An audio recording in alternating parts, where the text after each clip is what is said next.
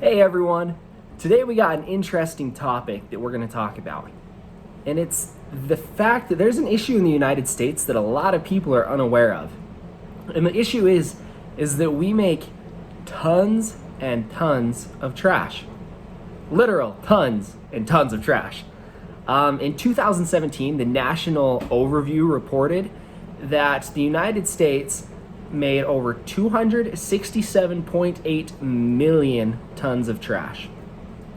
That number's so large that it's hard for us to even begin to comprehend how much that is. But with that many tons of trash, where is it all going? How do we have space for that? What's happening to it? It's just so many questions that come from it. So to help us better understand what's going on there, I wanted to take this empty soda bottle, and let's follow it through what happens. After I finish it, where is this going? Let's find out. All right, after finishing the drink, it gets tossed in the garbage can.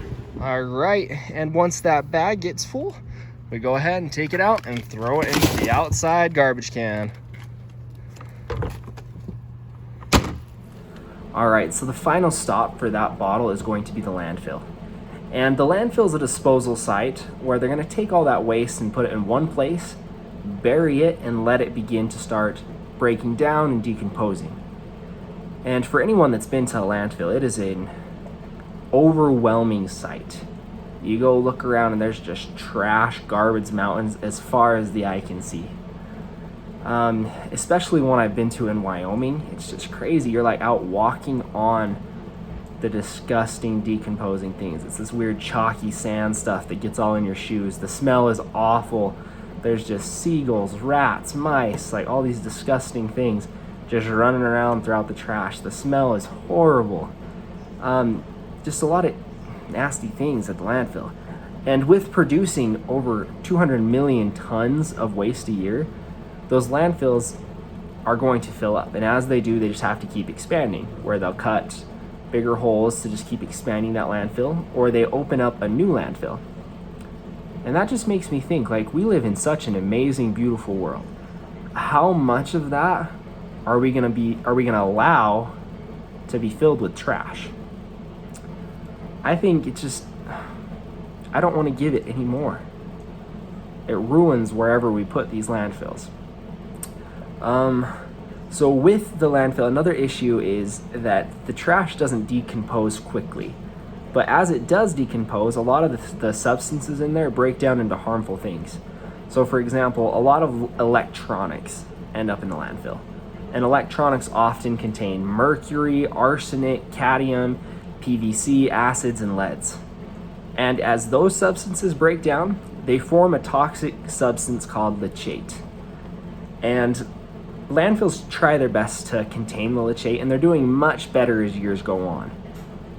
But even when it rains, the leachate's able to seep into the soil, into the ground, and spread to outside communities. And when that gets in the water supply, it causes harm there. It causes harm to the animals that are in the area, the different plants that are growing. There's just a lot of health concerns around that and living close to a landfill. And another harmful thing that breaks down in a landfill is the biodegradable products. When those break down in the landfill, they release methane, which is a harmful greenhouse gas. And that's another thing bad for the environment. It's just a very unsustainable way of living, and there's a lot of issues revolving around having as many landfills as we do, and with more and more bound to be coming. The system that we currently have is an unsustainable way of living. But luckily, there are ways we can improve and help to fix this issue. I had the opportunity to live in Germany for a few years, and when I was there, I quickly noticed that there were some major differences with recycling. When I first got into my apartment, I realized that there were multiple garbage cans in the kitchen, and I had no idea what any of them meant. It was definitely a learning curve. But there was one garbage can that was for biodegradable materials, one that was specifically for glass, one that was for paper products, one that was plastics, and one that was for like everything else. And if I was to put something in the wrong container and then just go put it out on the street for a garbage day, the landlord would get really upset if things were in the wrong place. And so I quickly learned that Everything has its place and things need to go in a specific order. And that's just how the German people are raised. And so it's very normal for them to recycle. Another thing they do is they have something called Fun. It's like PFAN. And it's where you go to the store and you're gonna buy, let's say, like a water bottle like this. The price for the water bottle would be $1. When you get to the checkout, it's gonna ring up as $1.25. That extra 25 cents is what they call Fun. So you're kind of like paying for the plastic. And once you drink the bottle and you're done with it, you go back to the store and you give this bottle back and you get your 25 cents back. And so it's kind of an incentive to encourage recycling. So a lot of times people will buy all their bottles and materials and save up like a bag full, go cash it in, and then you just get like $10, $15 back. It really adds up, and it causes fantastic recycling out in Germany. They were able to, in 2016, they were able to recycle over 56% of all their waste. And that's amazing. That's a lot better than what we're doing here in the United States. And so I think that we could try to apply some of those things here in America. Things that I think could drastically help us are recycling better and education on how to do so. I don't feel like I really knew how to recycle before living in Germany. That's just not something that I grew up with in our house. And I feel like I know a lot of friends that it's the same way. I think to really make a difference, we need to teach the youth so they can start these things and make these changes their whole lives, where it's normal for them to separate their products into different recyclable materials. Another thing with education that I think is really important is to educate that there is a problem out there with how we're currently running things in our system, and to let the youth know that something needs to change, to spark ideas on what we could do differently.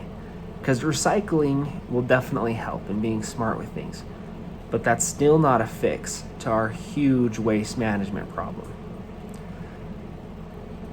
Somebody needs to come up with some kind of permanent fix, and we don't have that yet.